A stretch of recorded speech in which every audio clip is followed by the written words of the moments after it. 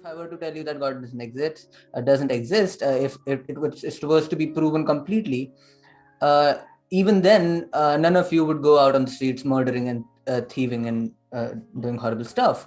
And so, what it seems like is the morality is, in a way, inherently there, and what we are trying to do through while thinking about it is trying to find an explanation about how about what it is and how it has evolved, right? It seems to me that moral laws or ethics are very much subjective, right? And so they change through time, through location. Well, whoa. Okay, hold on. Well, wait. Let's revisit that in a second. But let's stop with let's talk about the God thing and then we'll move to the subjective thing. But just, I mean, I think you're right. Like morality doesn't. So all of these moral systems, utilitarianism, virtue ethics, Kantian ethics, are compatible with God, right? But they also don't depend on God. Let's come back to your subjectivism thing, though. You said morality. Before we get to that, so basically what I was trying to say through this point was, so I was not trying to talk about the relation between God and ethics, but what I was trying to get at was, I was trying to sort of universalize that statement as to say that morality, so what we're trying to do through ethical philosophy, so through making up these theories, is not to write rules and ask people to follow them. So as you said, you would identify as a Kantian, but with the murderer example, you would still lie to the murderer, right? And so what I'm trying to say is that to me it seems like morality exists regardless of our, so basically regardless of the theory we're trying to create around it, what we're trying to do is just figure out the best way to explain why morality is the way it is. Does that make sense? Yeah, I mean, you could. I hope it makes me a better person. On the margins, I suspect that knowing a lot about ethics probably does maybe not. I probably would become a better person if I read a lot of fiction. There's like there are other things I could be doing that could probably help me become, like, other lives, other career choices, other I could, instead of reading a bunch of abstract philosophy, probably reading a lot of novels and empathizing with people would help me not lie, cheat, and steal, and shape my character in ways that makes it easier to do the right thing and not be tempted to do the wrong thing.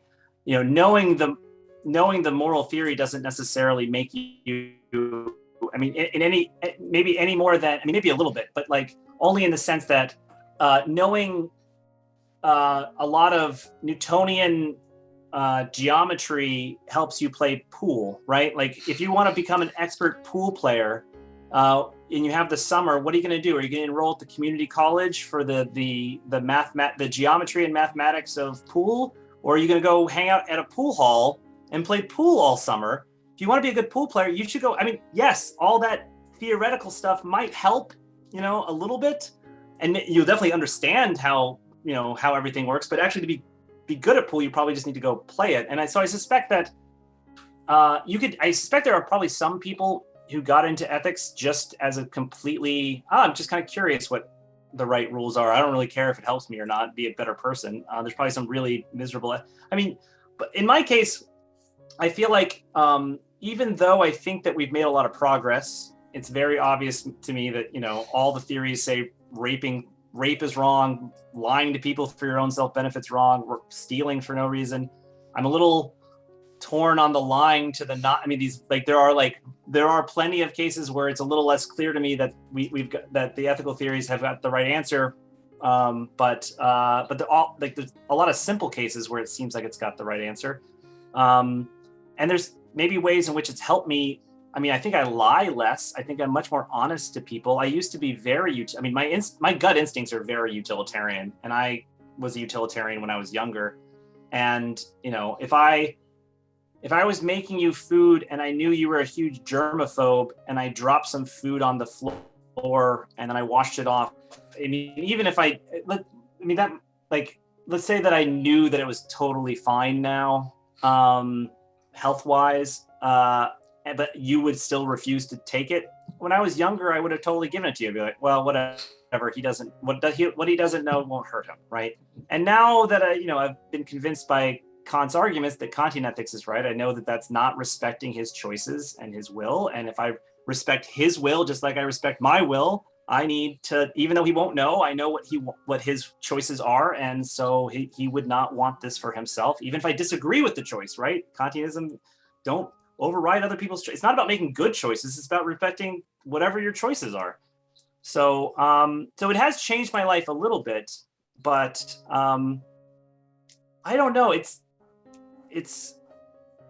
suppose if I had become a convinced utilitarian, maybe I would have run off and become a charity worker, or I mean, like Peter Singer is a really famous, prominent utilitarian philosopher, and he both writes on utilitarianism and he spends a lot of time raising money and doing TED Talks and writing books and giving interviews and setting up charities and he donates a bunch of his own money, right? So it's clear in his case, he's been convinced by utilitarianism and it's guiding his life. In my case, because I ended up settling on Kantian ethics, it's more about, pursuing philosophy. I don't have any moral demand to pursue philosophy, but however I live my life, I need to make sure the people around me, I'm respecting their choices and I'm valuing their free will, just like I value my own. I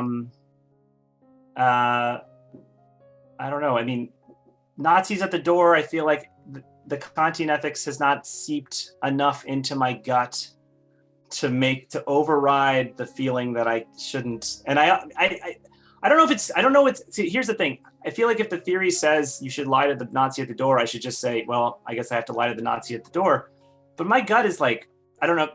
In the same way that a scientist is like, I just think that this result is wrong. We really need to work on this more. I don't think that there's going to be counterintuitive consequences of Kantian ethics. There's definitely going to be some things that are very surprising and weird and that I'm going to have to accept. But I don't think it's that one. I think that there might be some way around that, or that we haven't, or the ethics Kantian ethics doesn't actually require you to tell the truth to the Nazi at the door, but we just haven't quite settled or figured out why yet. Yeah, and so basically, the idea being that if you had no idea about any, so my question rather is, let's say if you had no idea about any moral theory, right? So not even God, not Kantianism, not utilitarianism, virtue ethics, would you still be ethical?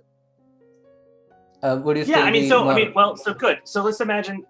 So in some ways, if you're like a divine command theorist where you think that what's right and wrong gets determined by God commanding things, you kind of have to know his commands to know what to do.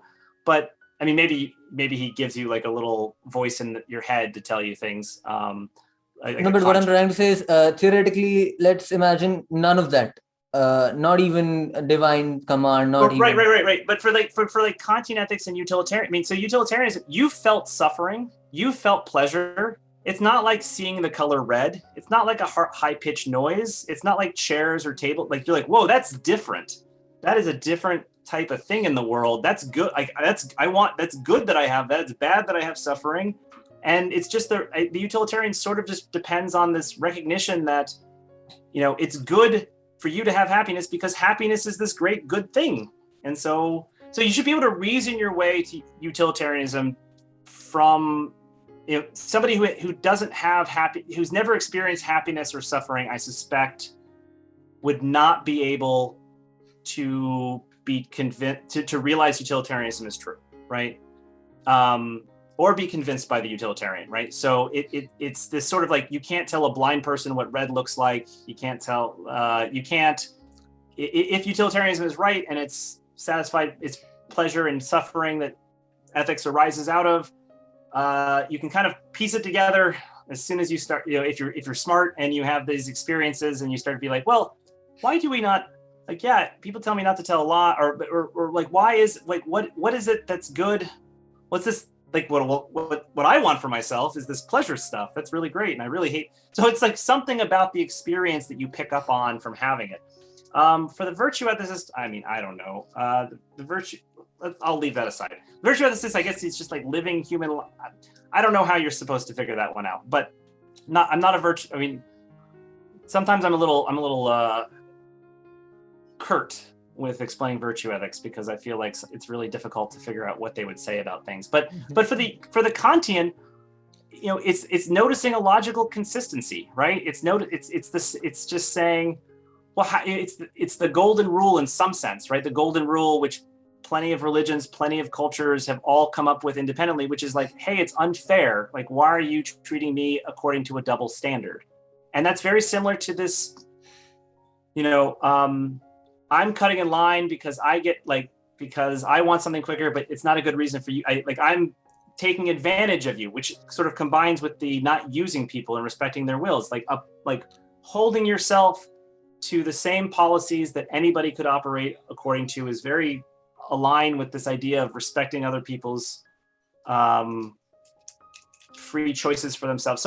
So all of these theories, I haven't really told you how it's supposed to work for the virtue ethicist, but I think all of these theories are not dependent on someone telling you what, I mean, everybody is supposed to have some sort of vague, you know, well, if you're a utilitarian, you've got to have these experiences. If you're a Kantian, you have to have free will. So like a dog or a cat or a computer can't be convinced, but I mean, we have to talk about what free will is, but, you know, but if you have some sort of account of free will,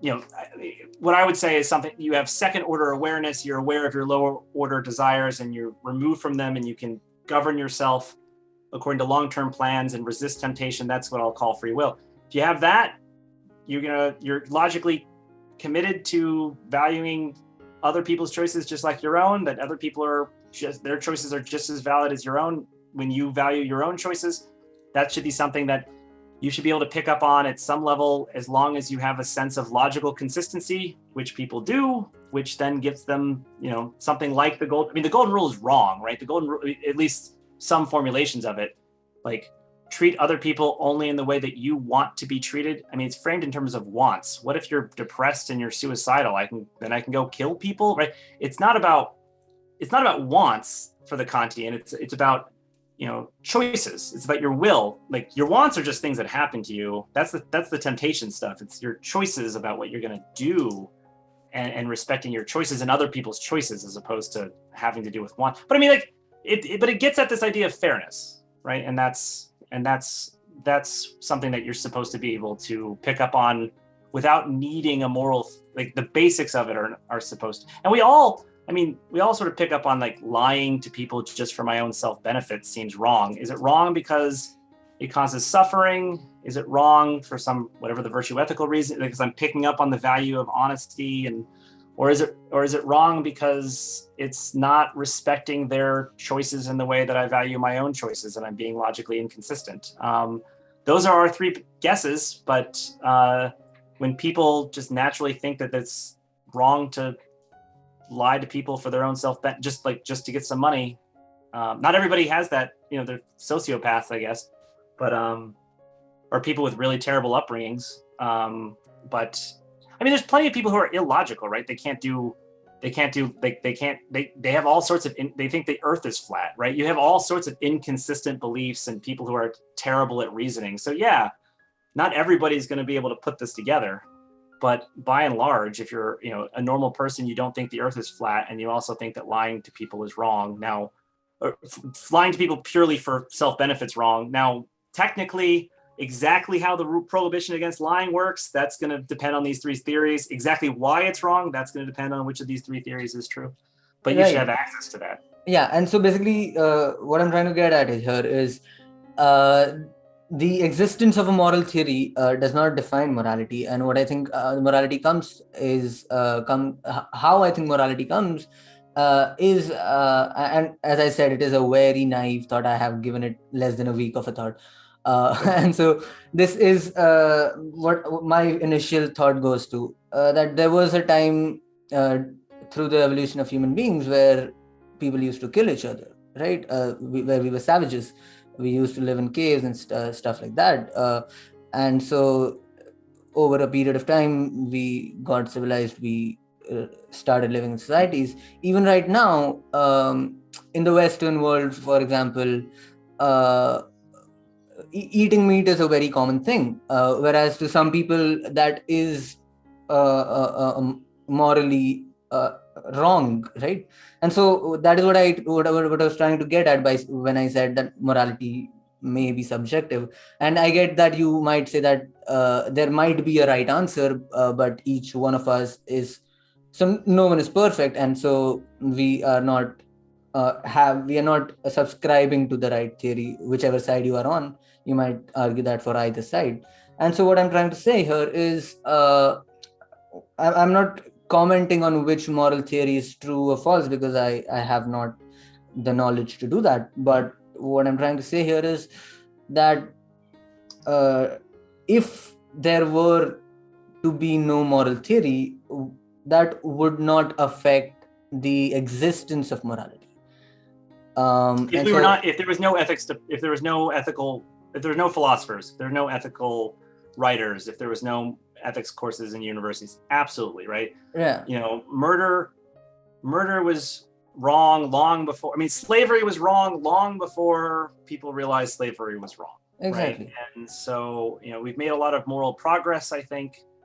And so what I try to think about the things that we consider moral even right now, maybe 50, 60 years down the line, something that is very naturally not wrong to us might simply be a horrible thing that we're doing without realizing it.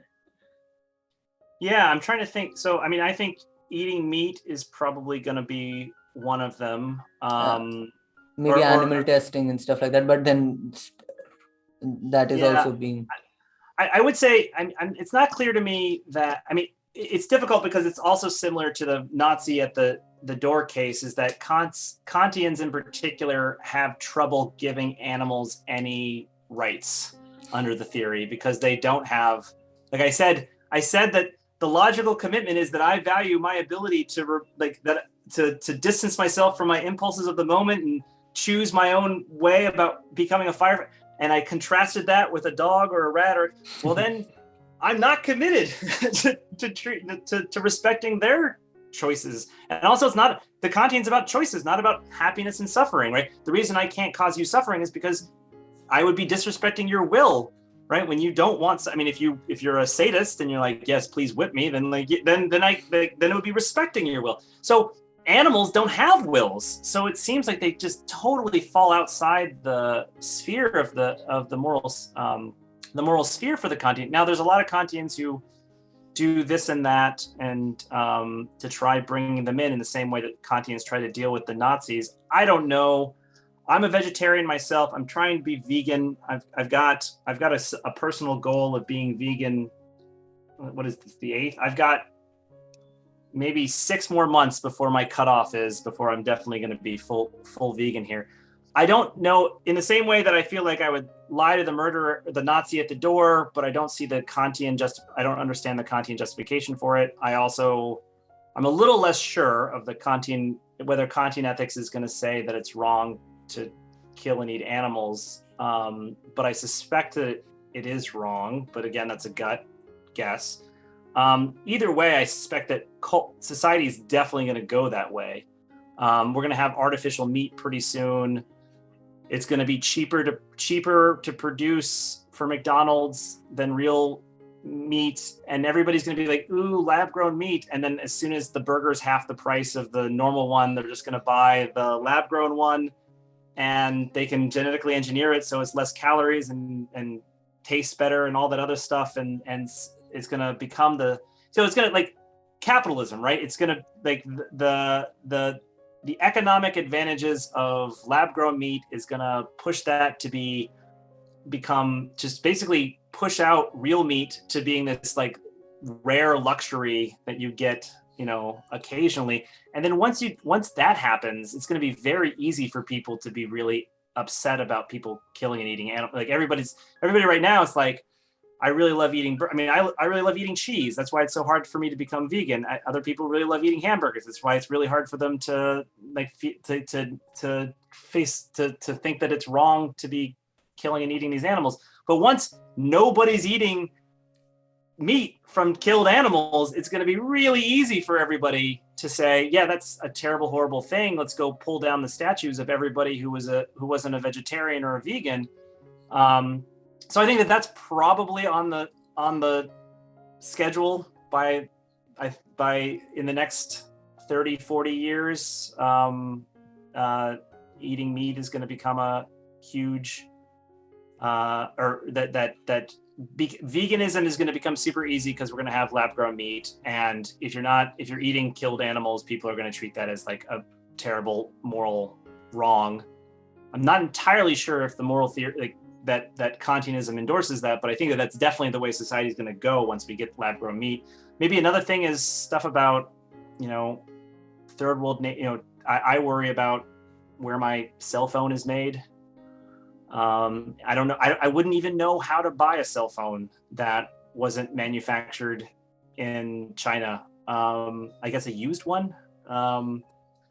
So there's worries about that. I'm trying to think. What do you have any guesses here? What sort of things is the generation 30 years hence going to look back at us and be horrified about? Not really. So this was one thing that came to my mind. But so basically, climate change, probably. As I said, this. I have been thinking about this for just a week right now, and so what the thought that comes to me is this. I had a whole 15 questions about details about Kantianism and utilitarianism, but we were going to discuss that, but this took me off on a tangent and to look at it from a wider range. This is just a general question about like predictions here. And yeah, so basically that the basic thought behind it is that some aspects of Kantianism seem absolutely right to me. Some aspects of utilitarianism seem absolutely right to me. And either way, if I were to choose, to me at least personally, if I were to choose between either of those, I don't think in any way it would affect the decisions that I make. Does that sort of make sense? Yeah, how about this? I use this example. So imagine you're a college undergrad and you get assigned a dorm mate, right? And so there's you and him, and you have to share a bathroom, right? You got two apartments, a shared kitchen, a shared living room, and a shared bathroom. And a lot of people urinate in the shower, right? They piss when they take a shower. There's a lot of people who are horrified by that, right? They're like, I can't believe. Let's say that so you're the urinator, right? You urinate in the shower, and I don't know, in offhand conversation, for some reason at some party, whatever, it comes up and you're talking with some other friends of yours about how much you love urinating in the shower or whatever. And your roommate is horrified, just horrified, right? And they're like, all right, I understand that you're chill with that and that's your thing, but like, we have to share the shower. Can you please, like, I don't want to be showering on, and if assuming that, I don't know how much, this is what people say. I don't know how much this is true, that like urine is sterile. There's no risk to anything. At the very least, there's a lot of water, so everything's being dissolved anyway. You could say, well, I just won't bring it up I'll tell him I stopped and I'll just keep doing it, right? Because what he doesn't know won't hurt him. It doesn't actually hurt him. He wouldn't know if I stopped wrong. If you're a utilitarian, that is a perfectly good piece of reasoning. If you're a Kantian, that would be something I think would wrong. And so that might be like an easy, small thing that changes the way you behave. For example, I'm curious what Scarlett Johansson looks like naked or whatever. I'm just picking a celebrity at random, although I guess I am genuinely curious. And I'm sure her nudes have leaked, just like a ton of other celebrities' nudes have leaked, but I don't look at those, right? I think that that's a violation. Like, they didn't want those out there.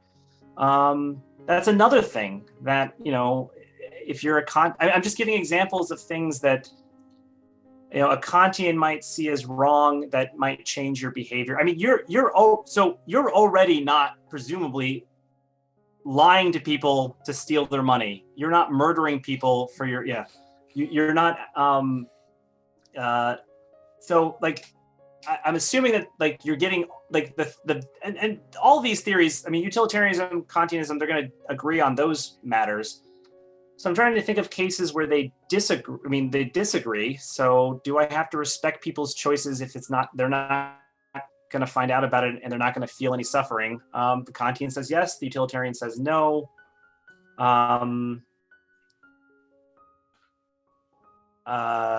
Yeah, I mean, so I think it's changed. I've probably changed. I probably lie to people less, right? I was much more comfortable with this is for your own good, or you're just like, this is a stupid choice of yours, and I'm just going to tell you what you want to hear. And I probably am much more committed to respecting people's choices than I used to be when I thought utilitarianism was true. And also, I mean, I still have a lot of these utilitarian instincts, but if I became a utilitarian, I think I would live probably a lot differently. I would change my answers to all of those questions, but I would also probably be much more concerned with charity. I would probably be concerned about trying to convince the public that utilitarianism was right and that we need to donate more and maybe be more socially active on good causes. And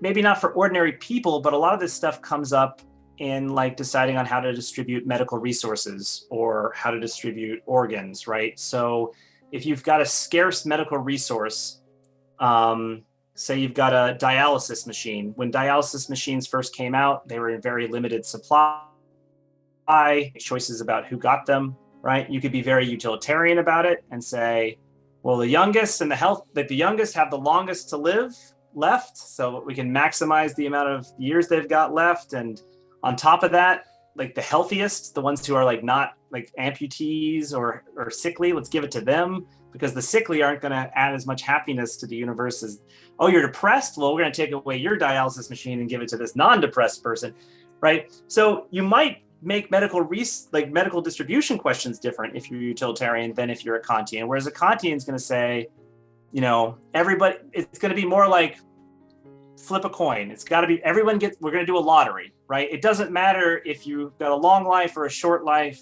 or if you're healthy or you're sick or you're depressed. It's not about maximizing happiness in the universe. It's about respecting people. And I have this good that I need to distribute and all of you want it. So the best thing I can do is distribute a 1/8 chance of getting it, right? And I can give you all equally a 1/8 chance of getting it by doing this lottery because you're all equally deserving.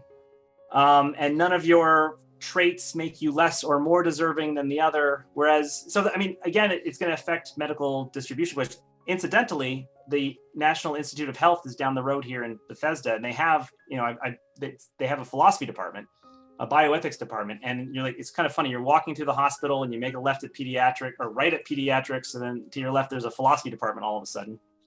And it's just full of utilitarians. They're all like, it's like 28 utilitarians and then like 2 token Kantians and 2 token virtue ethicists. And if the Kantian's like, hey, I have a problem with the way that we're not respecting people's like free will, and like, great, how do we throw it into the calculus? We're maximizing happiness. You want us to add in some like, little like tweak to our math so that includes your like autonomy worry.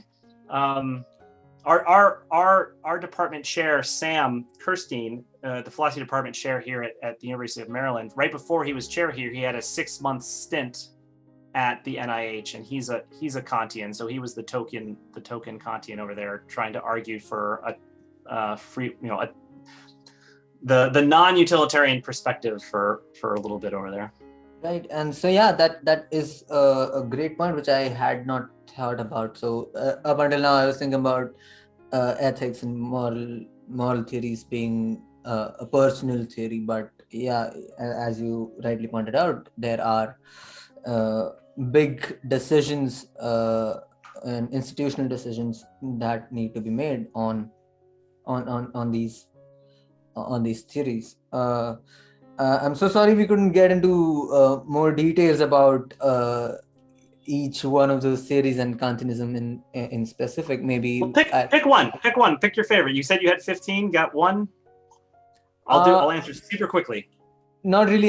So I still don't have a real answer. So what I think quickly about all three of them is I think Kantianism has one rule which makes no sense. I mean, morality is a little bit more complex than that. Same with utilitarianism, and as you said with virtue ethics, it is not a moral theory. I mean, it is just saying that you do whatever seems right to you at that point of time.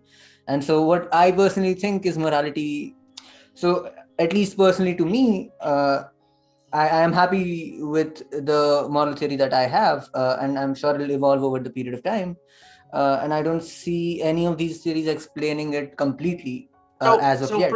I bet you that there is somebody within a 5-minute walk from you that you could lie to and get some money from or steal from, right? That you've got a roommate or a housemate or a brother or a neighbor who you could knock on their door and be like, hey, can I borrow some sugar? And then go in and look around for something, some money to grab or something to pawn, right?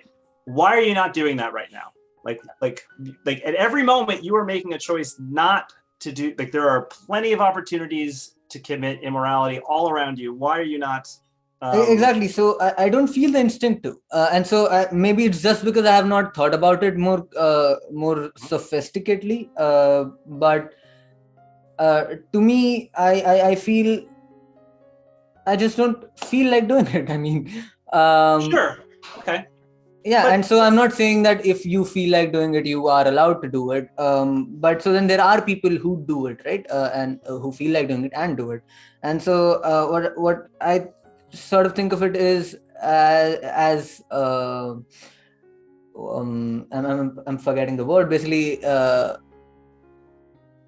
what happens in evolution. So genes mix, and there are uh, some things are right in some people, some things are wrong in some people.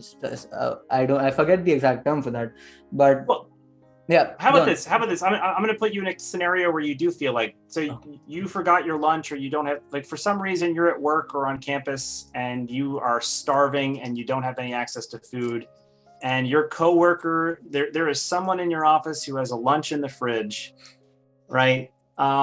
So you are tempted, you do want it in this, like, unlike my example where I said, like, why aren't you robbing your neighbor right now? You do want this. Do you immediately be like, well, in this case, I do want it, and so you take it? Not really. Then I would maybe ask the person for it, and maybe let's see. So that's what. For every situation, it becomes. But why are you asking it? You just told me that the reason you don't go to your neighbor's house and steal from them is because you don't feel like it. Here's a case where you feel like stealing, you feel like it. Let's say that the person is in a meeting and you can't get access to them, or you don't even know whose lunch it is. Yeah, so but basically, you've got to go in an hour and there's some food right there. I can take someone else's food. So what I'm saying is, I feel hungry. I don't feel like taking anyone's food, right? So the base of it is that I am hungry. Now I have multiple options to try and solve it, and so before I would resort to stealing, I'd try 15 other options. For example, if there is a better way to not die of starvation. If I'm not dying of starvation, I'd probably not steal. But if there is a sort of a medical emergency, I would not think twice before taking the food that's right in front of me. So what I think it is a little bit more complex than having only one rule, but having the virtue ethicist sort of a theory of having giving a free choice doesn't seem like a theory. So I'm trying to find a way in between both of those extremes, and I don't have a theory for that yet. I do think a Kantian could steal in a medical emergency, in the sense that, like, everybody could steal in a medical emergency. Like, you you can cut in line if you're bleeding to death and no one else is like, all right, everybody who's bleeding to death in a line where no one else is bleeding to death gets to cut in line. I mean, you can't do that at the hospital where everyone's bleeding to death, but I guess I'm just, is your theory that I have been raised genetic, like either my genes or my upbringing or my socialization or whatever has just imbued me with the desire not to steal? You know, like I find it icky. I don't like it. I don't want to be that person. I don't do it because of some moral theory I think is correct. So for example, I'm a pretty masculine guy. You can probably get me to do a bunch of dumb stuff by saying, come on, man, come on, Fyfe, be a man, jump off the roof. I'll be like, all right. Right. Or like, I don't know, you can, I know that that's bullshit, right? You know, masculinity, all that stuff is just, but I play the game. I enjoy it. I got raised to be, you know, I was in the army and played football in Texas, right?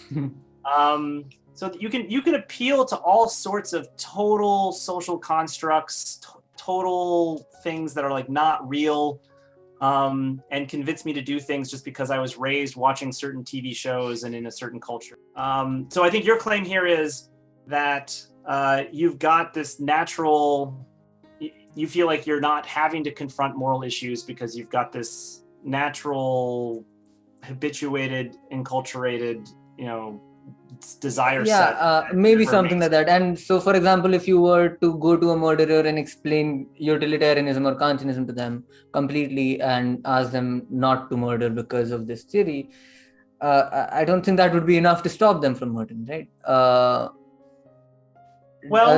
So basically, I don't know if this is exactly what I think or not, but I do not have, basically, out of these the options that I'm given, I do not think any of them explains completely the morality that I have. And what I think is that the morality I have is not dependent on any of them.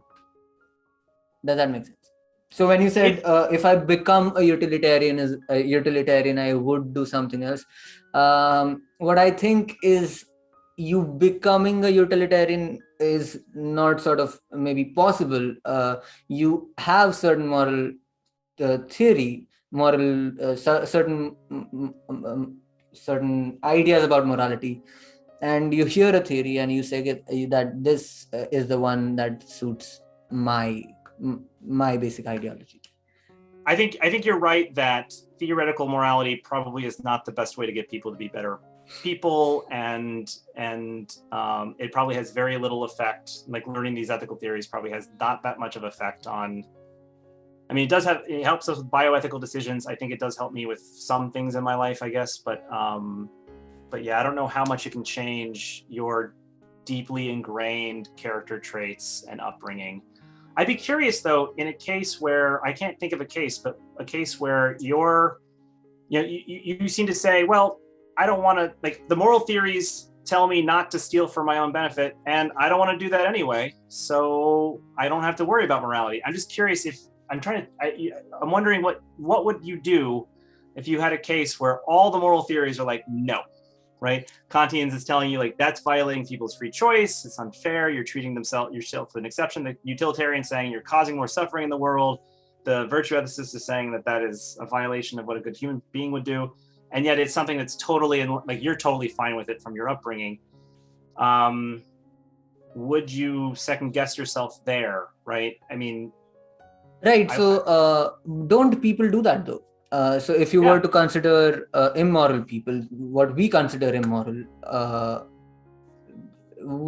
don't people already do that? So aren't there people who steal? I think there's a lot of people who have become vegetarian because they're utilitarian, right? And that's not an easy thing to do. And I think there's a lot of people who, utilitarians in particular, who give to charity at greater amounts. And in my own case, I think I've tried to be a more honest and respectful person of other people's choices, not be so paternalistic, like let them make their mistakes, not force them into doing what's for their own good. I don't know. In some ways, I feel like being a Kantian doesn't force me to do a lot. I mean, a lot of difficult things because it's whereas a utilitarian requires a much bigger change in your life.